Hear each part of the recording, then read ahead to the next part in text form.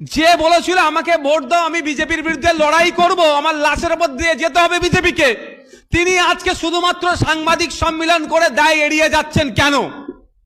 যাদের আধার card block হয়েছে, deactive হয়েছে, তাদেরকে নিয়ে ইমিডিয়েটলি আমি এখানে মঞ্চ থেকে বলবো, যদি এই মঞ্চ নয় কিন্তু এই বিষয়ে আমাকে উত্থাপন করতে বাধ্য হচ্ছে। আসার সময় আমাকে মিডিয়া বন্ধুরা কোশ্চেন করলেন, ইমিডিয়েটলি যাদের আধার কার্ড ব্লক হয়েছে তাদেরকে নিয়ে রাস্তায় নামুক, প্রয়োজনে নওশাদ সিদ্দিকীরাও তাদের সাথে থাকবে, তাহলে জানবো বিজেপির বিরোধিতা মমতা ব্যানার্জি করছে।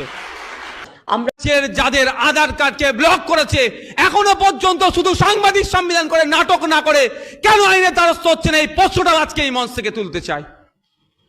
শুধু তো নাটক চলছে।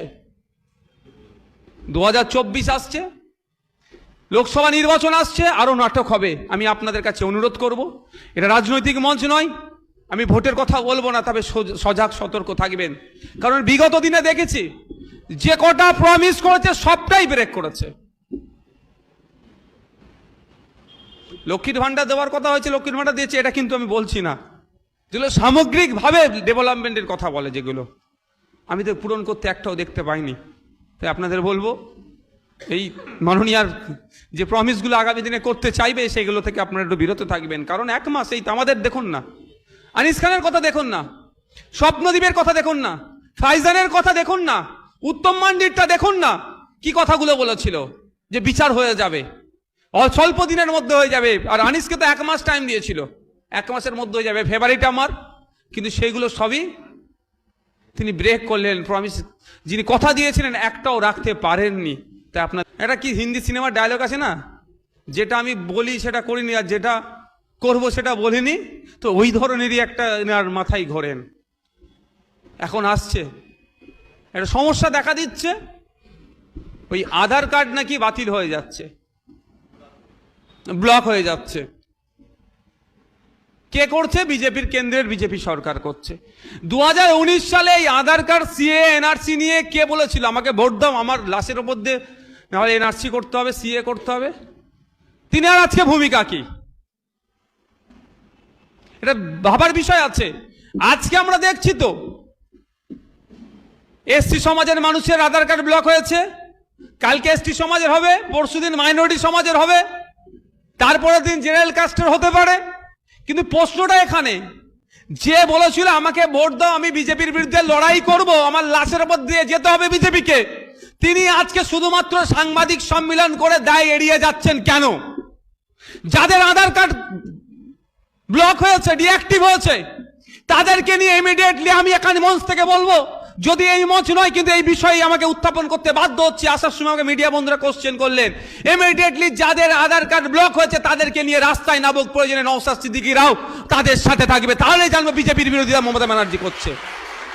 রাস্তায় নামবেন, সাথে সাথে তাদের হয়ে আইনি লড়াই দেওয়ার জন্য লয়ার তৈরি করুক। লয়ার তো আছে, কপিল সিব্বলকে লাগাচ্ছে কার জন্য জানেন? কুরবান শাহ। তৃণমূল সরকার লাগাচ্ছে করে দাঁড় করাচ্ছে কপিল সিব্বলদের মতো দামি দামি লয়ারকে। তৃণমূলের পঞ্চায়েত সমিতির সভাপতি, ব্লকের যুব প্রেসিডেন্ট, প্রধানের স্বামীকে খুন করলো।